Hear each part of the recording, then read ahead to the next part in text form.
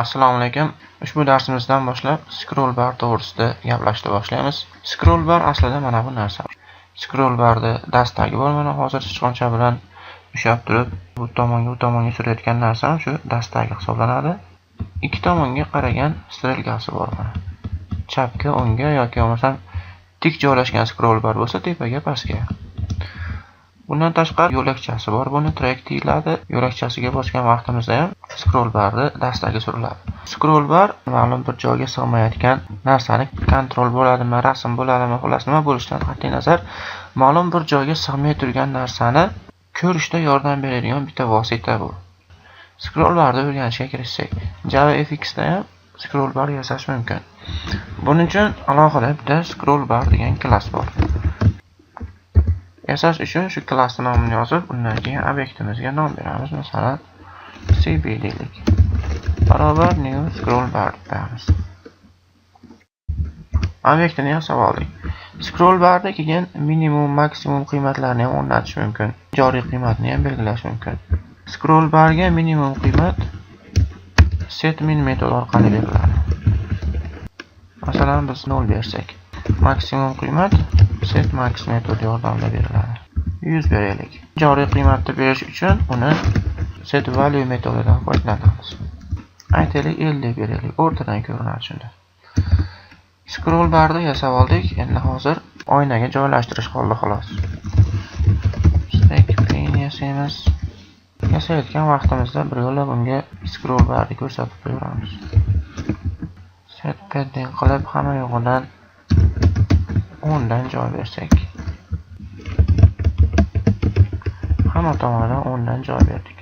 Epizod yasashimiz kerak. Scene yasab olishimiz kerak. Bunga ildizni qo'yamiz. 250 ga 80 qilaylik oynamiz o'lchamlarini. Endi bu yasab olgan epizodimizni sahnaga joylashtiraylik. Oynamizga sarlavha qo'ysak ham bo'ladi. Set title degan metod yordamida oynamizni o'lchamlarini o'zgartirmaydigan holga keltiraylik. Endi navbat oynani ko'rsatishga qoldi. Scroll barimiz tayyor mana. Scroll barimiz mana hozir yotiq holatda ko'rinyapti. Ikki tomonga mana strelkasi ham bor, dastagi ham bor. Dastur ishga tushirgan vaqtimizda o'rtadan chiqdi, chunki biz set valuesini 50 bergandik. Minimum qiymati 0, maksimum qiymati 100 bo'lyapti uni. Mana bu chapga qaragan strelkani bossak, bu tomonga suriladi dastak, o'ngga qaragan strelkani bossak ham suriladi. Yo'lakchani o'ziga chertsak ham ma'lum bir birlikda dastak surilib boryapti. Shu narsalarni ham dasturdan o'rnatish mumkin. Buni o'rnatish uchun scroll barda set unit increment degan narsasi bor.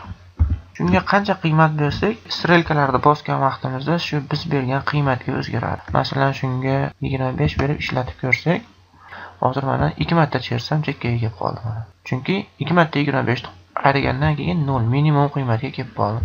Endi maksimum qiymatga borish uchun men bu o'ngga qaragan strelkani 4 marta bosishim kerak. 4 marta bossam bu joyga keldi. Yo'lakchaga chertgan vaqtimizda oshib yoki kamayib borayotgan qiymat set block increment orqali berilishi mumkin. 33 berib tushunishga osonroq bo'ladi. Dastakda eng minimum holatga olib qo'ydik. 3 marta bossam shu joyga kelishi kerak. 1 2 3. 3 marta bosuvdim, shu joyga keldi. Har bosganimda 33 birlikdan siljayapti. 1 2 3. O'rtaga olib kelish uchun ham 2 marta bosishim kerak. Chunki ikkinchi bosganimda 17 beradi masalan. Chunki 17 bossam, men kursor chert etgan joyimga yetib keladi. Bu joydan oshib ketmaydi. Bundan tashqari scroll barni tikka joylashtirish ham mumkin. Scroll barni tik joylashtirish uchun uni set orientation degan metodi bor. Horizontal berilsa yotiq holatda bo'ladi. Agar vertikal berilsa, bu tikka holatga kelib bo'ladi. Hozir mana ko'rib turganingizdek, scroll barimiz tik holatga o'tdi. Ushbu darsimizda scroll bar to'g'risida o'rganmoqchi bo'lgan narsalarimiz shulardan iborat edi. Shu bilan keyingi darsimizda ko'rishgunimizcha xayr, salomat bo'linglar.